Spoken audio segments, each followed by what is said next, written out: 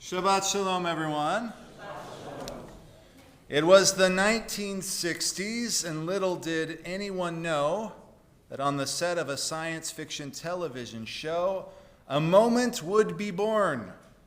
The show Star Trek had recently debuted in America, and TV goers were already hooked.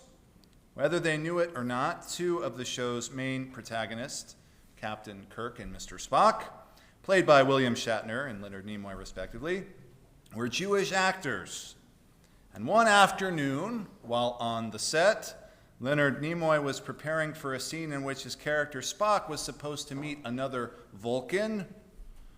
And that's the type of alien race that Spock was, by the way. And he suggested that when he meet this new Vulcan, that they should have some sort of gestures to exchange in greeting. After all, human beings have all sorts of gestures, whether we're shaking hands or bowing or saluting. Typically, we do something as an introductory gesture when we meet.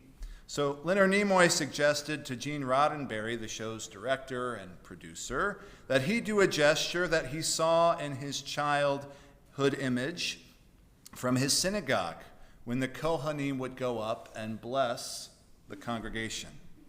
He told them that when he first saw the Kohanim go up to the bima, they had covered their heads with their talitot. And he said that he remembered they looked very eerie, almost like ghosts. And they began to start to wail the priestly blessing, Yevarechecha, and that really frightened him. And his father told him not to look at them while they did this act, which is officially called duchening, but he couldn't help but stare at them while they did this. When Roddenberry heard this story, he agreed that this should be the official Vulcan gesture, and that was the first time this image was ever recorded and broadcasted on American television. Now, typically, this hand gesture, which has become known as the Vulcan salute, is accompanied by the words, live long and prosper, if you're a Trekkie. Nimoy once mentioned in an interview that the day after the episode aired, he was walking down the street in Los Angeles, and somebody gave him the hand signal, and so he knew that it had taken off and it had become Star Trek canon. Now, because I'm a nerd and also a rabbi, I've heard that story multiple times, and I've always known that this gesture was officiated or affiliated with the Kohanim. You see this image oftentimes in Jewish cemeteries on the headstones of Kohanim. But to be honest, I didn't know why they began doing this hand motion, and I asked some other colleagues, people who I thought would know, and it's interesting, none of them knew. So I found out, and it comes directly out of our Torah portion for the week from Naso. In the conclusion of the fourth reading, God told Moses to instruct Aaron and his sons that they should bless the Israelites with this blessing. We say this on Friday nights too. May the Lord bless you and protect you. May the Lord deal kindly and graciously with you. May the Lord bestow his favor on you and grant you shalom. But what it doesn't say is anything about the talit over the head or that specific gesture with the hands. So I began to do some research as to why this particular symbol of the hands became associated with that blessing. And it turns out that this is an attempt to make your hand look like the Hebrew letter shin, which the Jewish people have been obsessed with since antiquity. The letter shin begins the word shalom. It also begins the word Shaddai, which is one of the words we call God. By the way, for those of you who were here on Shavuot, if you read Ezekiel's Haftorah, Shavuot also begins with a shin. He refers to God as El Shaddai, which translates to the Almighty One. If you look around the synagogue at the mezuzot on our doorposts, you'll also see that we put a letter shin on there in recognition of the word Shaddai. And in the morning prayers, we wrap the hand part of our tefillin around our fingers and palms to replicate the letter shin for Shaddai. But another important word that begins with the letter shin is the word Shekhinah.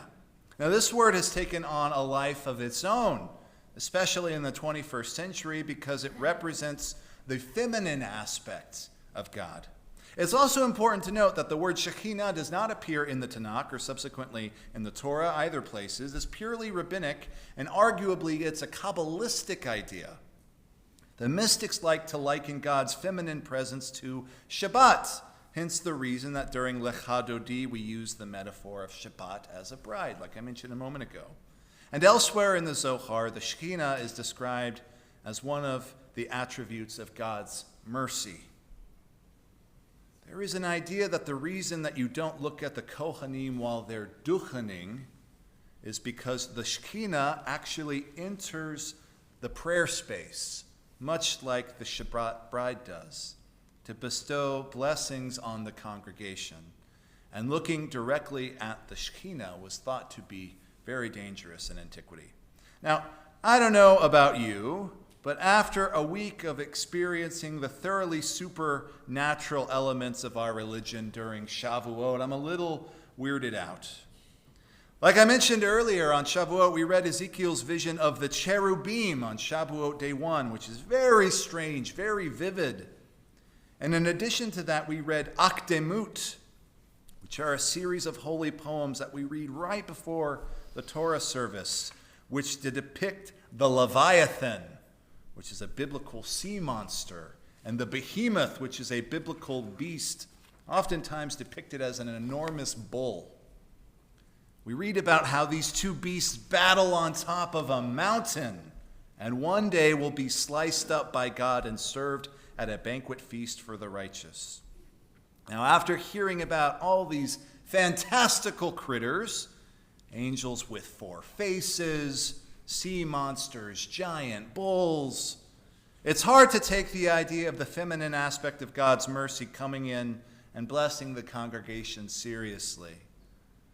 But once, while I was witnessing a man submerge in the mikveh at Temple Beth Shalom, my former congregation, I noticed something, that above the mikveh, on the stained glass, there was that same image of the Kohanim gesture. And immediately after I noticed that image, which is odd because I had seen that stained glass so many times, immediately after I noticed that, the person in the pool took his hand like this and covered his eyes and recited the Shema and became a member of the Jewish people in that moment. Likewise, someone sent me a picture the other day of Arnon Zamora, the Israeli soldier who was killed in a heroic effort that led to the release of 4 hostages in Gaza last week.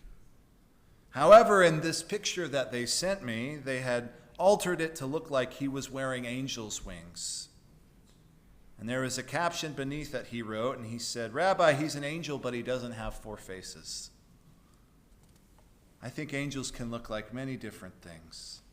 But perhaps the reason we interpret them differently from that of the Bible is because we want an image we can connect with. Sometimes the images of the Kohanim hands and pictures of angels are too much for people. They make them uncomfortable. But if they're so weird, if they're so foreign, why do we insist on putting them in places where they have to be seen, like stained glass and like headstones?